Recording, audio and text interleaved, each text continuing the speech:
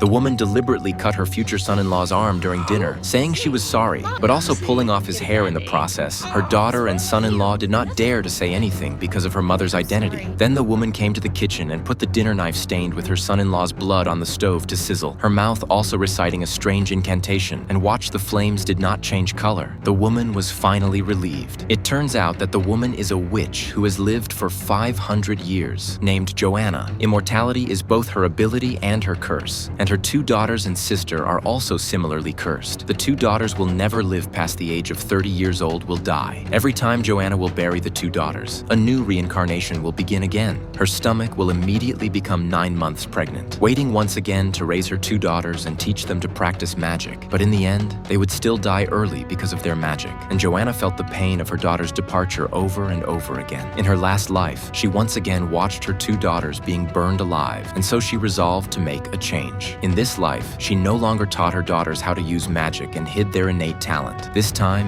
Joanna wants them to live as ordinary people. Soon, the two daughters have also grown up, and the youngest daughter, Freya, is about to enter the marriage hall. This life is also the two daughters lived the longest time, but as time goes by, the magic in the two daughters slowly begin to show. Today is the engagement party of her younger sister, Freya, but her future mother-in-law doesn't really like her as a future daughter-in-law. Every word reveals that she is an uneducated child. What her mother-in-law says makes Freya a bit angry. She curses her mother-in-law in a small voice for choking on her food, but to one's surprise, her future mother-in-law almost breaks her breath after only a small bite of bread. In the end, her fiancé, who is a doctor, shows up just in time to give her mother some relief, and the scene surprises Freya a little bit. She panics and finds her sister and says that she might have some kind of magical power, but her sister Ingrid says that it's just a coincidence, and right at that moment a man walks in the door, and Freya acts especially flustered.